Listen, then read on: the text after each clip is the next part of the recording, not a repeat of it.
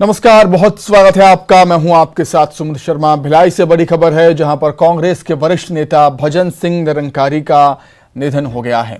Heart attack से उनका निधन हुआ है। भिलाई के शंकराचार्य अस्पताल में उनका इलाज चल रहा था। शाम को 7:45 पर उन्होंने अंतिम सांस ली। भजन सिंह निरंकारी के निधन से कांग्रेस में शोक की लहर है। वैशाली नगर के पूर्व विधायक थे निरंकारी थे साडा के पूर्व अध्यक्ष। सीएम भूपेश बघेल ने पर शोक व्यक्त किया। सीएम भूपेश बघेल ने कहा कि कांग्रेस के वरिष्ठ नेता, वैशाली नगर के पूर्व विधायक और साडा के पूर्व अध्यक्ष भजन सिंह निरंकारी जी के निधन की सूचना दुखद है। छत्तीसगढ़ और विशेषकर दुर्ग जिले की राजनीति में उनकी अपनी एक जगह थी, जो कभी पूरी नहीं हो सकती, भरी नहीं जा सकेगी। ईश्वर उनके परिजनों को दुख की घड़ी में शक्ति प्रदान करे।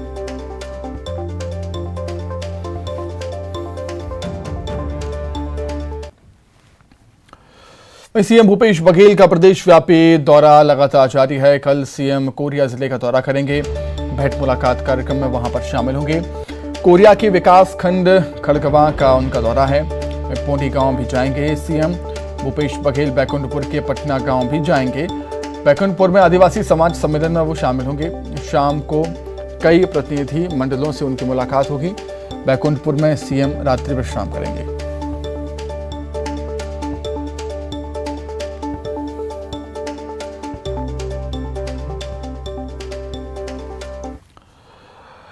अब बात करेंगे कोरोना के बढ़ते संक्रमण की। छत्तीसगढ़ में कोरोना ने रफ्तार पकड़ी है। 24 घंटे में छत्तीसगढ़ में 161 नए केस सामने आए हैं।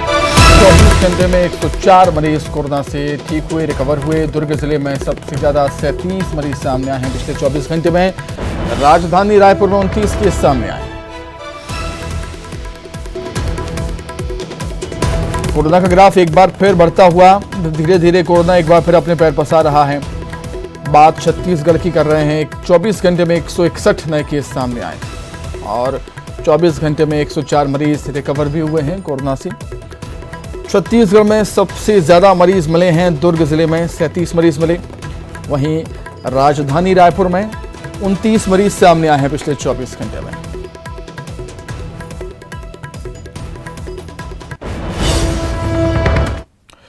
सीएम भूपेश बघेल ने वीडियो कॉन्फ्रेंसिंग के जरिए राजधानी रायपुर के मौलश्री विहार कॉलोनी में रियल एस्टेट एपीलेट ट्रिब्यूनल के नए भवन का लोकार्पण किया। कार्यक्रम स्थल पर रियल एस्टेट एपीलेट ट्रिब्यूनल के अध्यक्ष जस्टिस शरद कुमार गुप्ता ने नवनिर्मित भवन का फीता काटा। इस मौके पर सीएम भूपेश बघेल ने कहा कि रियल एस्टेट एक्ट 2016 के तहत रियल एस्टेट सेक्टर से जुड़े विवादों के निपटारे के लिए रेरा और real estate appellate tribunal forum बनाए गए हैं। रेरा या अन्य एजुकेटिंग अथॉरिटी के निर्णय से असंतुष्ट पक्ष रियल एस्टेट एपीलेट ट्रिब्यूनल में अपील कर सकेंगे।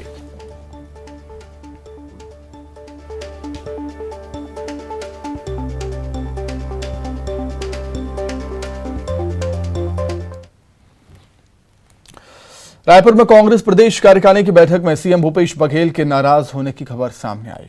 कार्यकारिणी की बैठक में प्रदेश प्रभारी पीएल पुनिया के सामने सीएम भूपेश बघेल ने पीसीसी चीफ मोहन मरकाम को जमकर खरीखोरी सुनाई। उन्होंने कहा कि बंद कमरे में ब्लॉक अध्यक्ष तय हो रहे हैं।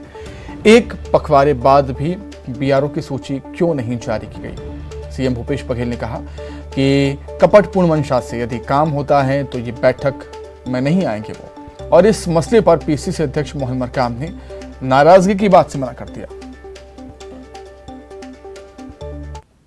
समन्वय समिति की बैठक बुलाने का अधिकार माननीय मुख्यमंत्री जी को है। वो समन्वय समिति वही आहूत करते हैं और उनके अध्यक्षता में ही मतलब होती है। तो अब जब चाहे वो अध्यक्ष बुला सकते हैं। सर, बीआरओ की सूची को लेकर ये कहा गया एक बैठक में कि बंद कमरे के अंदर वो सूची तय हो रही है और इस पर उन्होंने नाराजगी जताई। उन्होंने कहा कि इस तरह की चीज़ें अगर की जाती है तो वो ठीक मंशा को जाहिर नहीं करता। शब्द तो कुछ और ही। नहीं, देखिए, बीआरओ की सूची जारी करने का अधिकार पीआरओ और हाईकमान को है, चुनाव प्राधिकरण को है। हम और कौन होते हैं वो चुनाव को बीआरओ सूची जारी करने का? बीआरओ जो सूची आएगा वही हम लोग जारी करेंगे। अभी कहाँ से नियुक्तियां होगी? जब वो तो चुनाव प्रक्रिया शुरू हो गई तो बंद कमरे में नियुक्ति का सवाल ही नहीं उठता। वो तो बीआरओ जाएंगे, जिलों में जाएंगे, डीआरओ और बीआरओ वहां से नाम तय करेंगे, तो किसी कमरे में कैसे बंद कमरे में हो? नहीं, देखिए, अगर हमारे मुखिया अगर कोई बात कहते हैं, कोई सुझाव देते हैं, इसमें नाराजगी वाली कहाँ बात आती है? वहीं दुर्ग में युवक को जान से मारने की धमकी के मामले में 2 आरोपी रायपुर से गिरफ्तार हुए हैं। कुणाल शेंद्रे उर्फ कासिफ और रितिका भारती को गिरफ्तार किया गया। दुर्ग पुलिस ने रायपुर से इनको गिरफ्तार किया है। पुलिस ने तत्काल एक्शन लेते हुए आरोपियों को गिरफ्तार किया। युवक ने इंस्टाग्राम पर नुपुर शर्मा के सपोर्ट में पोस्ट किया था। इंस्टाग्राम पोस्ट के बाद युवक को जान से मारने की धमकी मिली थी। 1 जुलाई को कुम्हारी थाने में रिपोर्ट दर्ज कराई थी युवक ने। युवक की शिकायत पर एफआईआर दर्ज हुई और आज पुलिस ने 2 आरोपियों को गिरफ्तार किया है।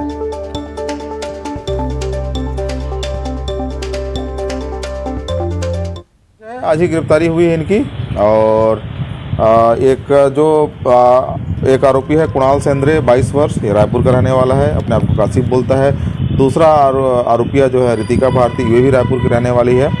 और ये जांच का विषय है क्यों ऐसा है। पिछले दिन इन लोगों ने मारपीट भी की थी युवक के साथ, इस तरह की बात सामने आ रही है। ये तथ्य अभी हमारे पास नहीं आया है और ऐसा तथ्य अगर आता है तो वो भी जांच में शामिल करेंगे। प्राथमिक रूप से किस तरह की बातें सामने? मैंने पहले ही बता दिया है आपको कि जान से मारने की धमकी पर से अपराध कायमी हुआ था। उसी पर से हमने इन लोगों की गिरफ्तारी की है और पृथक से प्रतिबंधात्मक कार्रवाई कर रहे हैं। एक कुम्हारी थाने का मामला है जहां पर प्रार्थी राजा जगत ने शिकायत दर्ज कराई थी कि इन्होंने इंस्टाग्राम पर एक पोस्ट किया था जिसमें इनके द्वारा नुपुर शर्मा को समर्थन करने टाइप की बात कही गई थी। उस पर से इनको इंस्टाग्राम से ही एक अज्ञात मोबाइल धारक के माध्यम से जान से मारने की धमकी आई थी। उस पर से कुम्हारी थाने में अपराध कायम किया गया था और जब इसको साइबर सेल और थाने की टीम ने इसको सुलझाया तो एक आरोपिया और एक आरोपी दोनों रायपुर के निवासी हैं जो कि नामजद हुए, उनको आज गिरफ्तार किया गया है और उनके खिलाफ पृथक से प्रतिबंधात्मक कार्रवाई भी की जा रही है। वहीं उदयपुर की घटना के विरोध में आज छत्तीसगढ़ बंद रहा। विश्व हिंदू परिषद और बजरंग दल के बंद के आह्वान पर छत्तीसगढ़ बंद रहा। बंद को व्यापारियों और बीजेपी ने समर्थन दिया। छत्तीसगढ़ चैम्बर ऑफ कॉमर्स ने भी बंद को समर्थन देने की घोषणा की थी और इसके साथ ही प्रदेश के हिंदूवादी संगठनों और अन्य सामाजिक संगठनों ने इस हत्याकांड का विरोध किया। साथ ही आरोपियों को फांसी की मांग की है। छत्तीसगढ़ बंद को लेकर रायपुर समेत पूरे प्रदेश में इसका असर दिखाई दिया। रायपुर, बिलासपुर, कोरबा, दुर्ग, कवर्धा, मुंगेली, बालोद, महासमुंद, राजनांदगांव, बलौदाबाजार, कोंडागांव में बाजार बंद रहे। बंद समर्थक सुबह से ही सड़कों पर उतरे और बाजार को बंद कराया। उदयपुर की घटना के विरोध में जमकर नारेबाजी भी हुई। कहीं कहीं बंद के समर्थकों ने बाइक रैली भी निकाली। विश्व हिंदू परिषद और बजरंग दल के बंद को देखते हुए पूरे प्रदेश में सुरक्षा के चाक चौबंद इंतजाम किए गए थे। हर शहर में संवेदनशील जगहों पर पुलिस की तैनाती की गई थी। अकेले राजधानी रायपुर में 400 जवानों को तैनात किया गया था और प्रदर्शनकारियों पर नजर रखी गई।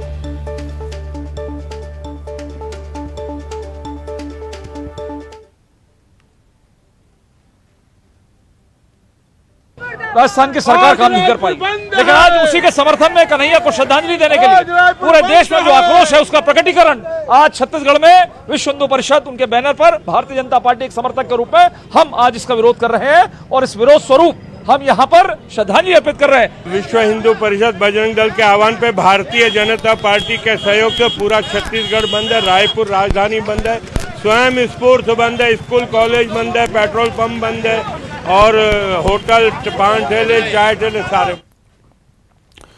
वहीं छत्तीसगढ़ बंद को लेकर पीसीसी अध्यक्ष मोहन मरकाम ने बीजेपी को घेरा। उन्होंने नुपुर शर्मा के बयान को लेकर कहा कि बीजेपी को पूरे देश से माफी मांगनी चाहिए। देखिए, भारतीय जनता पार्टी छत्तीसगढ़ में नफरत की राजनीति करती है। कल जो सुप्रीम कोर्ट का तल्ख टिप्पणी आई, आया है। जो भारतीय जनता पार्टी के प्रवक्ता ने जिस ढंग से देश में जहर घोलने का काम किया है, जिसी के कारण अन्य प्रदेशों में भी लोगों में धार्मिक उन्माद फैला, जिसके कारण हत्याएं भी हुई, कई लोगों जान भी गई। तो भारतीय जनता पार्टी को देश की जनता के सामने माफ़ी मांगना चाहिए। और ये भारतीय जनता पार्टी धर्म के नाम से राजनीति करती है, छत्तीसगढ़ में ज़्यादा दिनों तक चलने वाला नहीं है। रायपुर में मॉल बंद कराने के दौरान बीजेपी कार्यकर्ता लिफ्ट में ही फंस गए, जिससे वहां अफरा तफरी मच गई। बीजेपी कार्यकर्ता लिफ्ट में 10 मिनट तक फंसे रहे। पुलिस और टेक्नीशियन ने मौके पर पहुंचकर सभी को बाहर निकाला।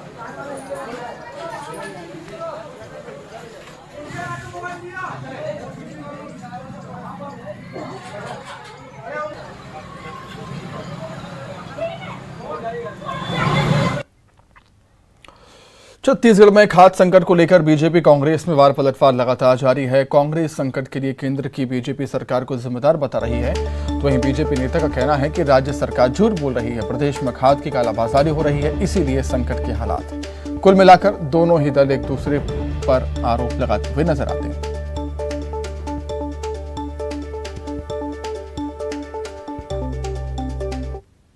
कृषि मंत्री तो एक झूठा बयान रोज जारी करते हैं, 33% से ज्यादा खाद हमको नहीं मिला है। लेकिन कल ही जो है प्रदेश के सचिव ने एक बयान जारी कर कहा है कि हमको जो है भंडारण के विपरीत 70% खाद मिल गया है। तो इनको क्लियर करना चाहिए, इनके कृषि मंत्री को और स्वयं भूपेश बघेल को, कि खाद कितना मिला है। और जहां तक भारतीय जनता पार्टी का कहना है और केंद्र सरकार का कहना है, राज्य को पर्याप्त खाद मिला है। ये कालाबाजारी करने में मशगूल है, अपने फर्जी कंपोस्ट खाद को बेचने के चक्कर में, और ये किसानों के बीच जो है एक हाहाकारी का वातावरण पैदा करके कालाबाजारी को बढ़ा। झूठ बोलने का टेंडर तो भारतीय जनता पार्टी के पास हुआ है। झूठ बोलने में जो योग्यता और जो महारत भारतीय जनता पार्टी को हासिल है, वो कांग्रेस कभी सीख नहीं सकती। कांग्रेस तो गांधी की पार्टी है। खाद के संबंध में जो भारतीय जनता पार्टी ने आरोप लगाया है, वो एकदम कपोलकल्पित है। हमने केंद्र सरकार से जितना खाद की मांग की है, उसके 45% खाद की आपूर्ति हुई है। और आज की तारीख में उस 45% खाद को हम सोसाइटी के माध्यम से और निजी व्यापारियों के माध्यम से। राजनांदगांव के डोंगरगढ़ के पूर्व भाजपा विधायक रामजी भारती ने अपनी पत्नी संगीता भारती को ऊपर प्रताड़ित करने का आरोप लगाया। उन्होंने इसको लेकर अपने बेटे के साथ प्रेस कॉन्फ्रेंस भी की और उनके मुताबिक उन्होंने 2020 में पत्नी से तलाक के लिए अर्जी दी थी, जिसके बाद से वो उन्हें लगातार बदनाम कर रही है। रायपुर में प्रेस कॉन्फ्रेंस करके उनकी पत्नी ने जो भी कुछ भी आरोप लगाए हैं, वो सब मेरा था। 2000 को मेरे शादी संगीता भारती रायपुर निवासी के साथ हुई थी। तो 4 साल के बाद उनका व्यवहार में बदलाव आया। आए दिन मारपीट करना, बच्चों को खाना नहीं देना, बच्चों के साथ मारपीट करना। मेरी माँ 90 साल के, उसको मारपीट करके घर से निकाल दी। उनके ऊपर चोरी का आरोप लगाया।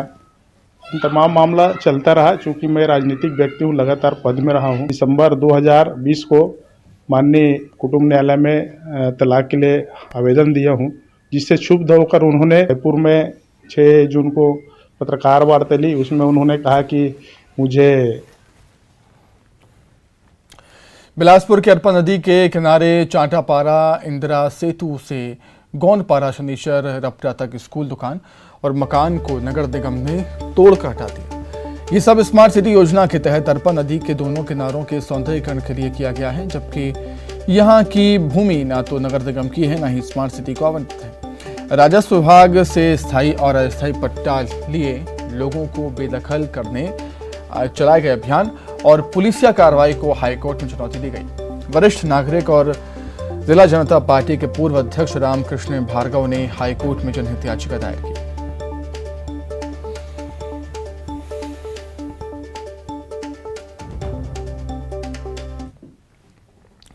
दमतरी में शिक्षकों की मांग को लेकर बच्चे और अभिभावकों ने फिर आंदोलन किया है। जिले के मकरलोड के सिंहपुर मिडिल स्कूल में ताला जड़ दिया और सड़क पर नारेबाजी की। स्कूल में 5 शिक्षकों की जगह सिर्फ 1 शिक्षक ही उपलब्ध है, और जिससे बच्चों की पढ़ाई में काफ़ी दिक्कत हो रही है। शिक्षा अधिकारी, तहसीलदार की समझाइश और आश्वासन के बाद बच्चों और अभिभावकों ने अपना आंदोलन प्रदर्शन खत्म किया।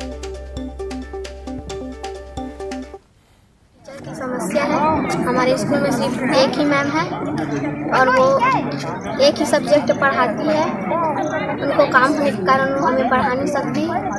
हमें 3 टीचर की ज़रूरत है ताकि हमें सारे सब्जेक्टों को पढ़ा सकें। हम यहाँ साल भर पहले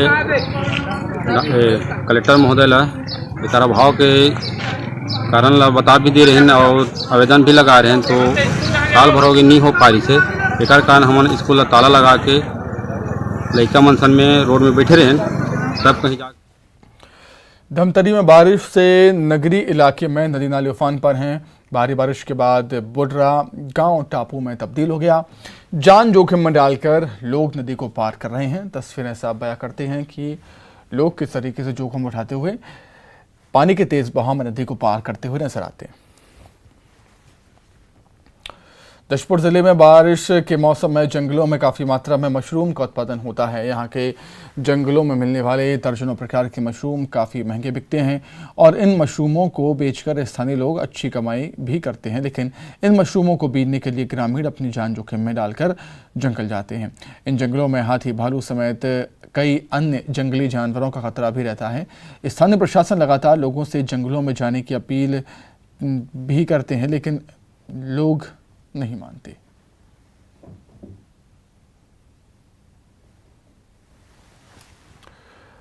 वहीं दुर्ग में कपड़ा व्यापारी 4 दिन से लापता है। खारू नदी के किनारे से बाइक और मोबाइल बरामद किया गया। व्यापारी का व्यवसायी 28 जून से घर नहीं लौटा। कुम्हारी टोल पार करते समय सीसीटीवी में व्यापारी नजर आया था। फिलहाल कुम्हारी थाना पुलिस व्यापारी की तलाश कर रही है। कवर्धा जिले के पर्यटन केंद्रों पर आने वाले लोगों के साथ लूट की वारदात को अंजाम देने वाले 6 आरोपियों को पुलिस ने गिरफ्तार कर लिया है। आरोपी के पास से कैश के साथ साथ कई धारदार हथियार भी बरामद हुए। दरअसल बीते दिनों तक पीड़ित ने कोतवाली पुलिस से शिकायत की थी, जिसके बाद पुलिस ने ये कार्रवाई की।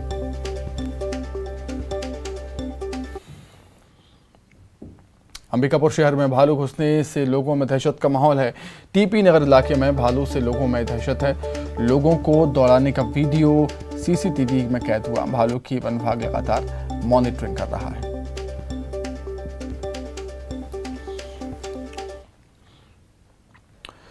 जांजगीर चांपा जिले के नागरदा कुर्दा गांव में एक घर से लगातार निकल रहे नाग के बच्चे से पूरे परिवार के लोग दहशत ज़दा हो गए, जिसके बाद उन्होंने कोरबा में प्रसिद्ध सर्प विशेषज्ञ जितेंद्र सारथी से संपर्क किया। इसके बाद स्नेक रेस्क्यू की एक टीम कोरबा से 52 किलोमीटर का रास्ता तय कर जांजगीर चांपा के नागरदा कुर्दा गांव पहुंची और सांप को रेस्क्यू कर जंगल में छोड़ दिया।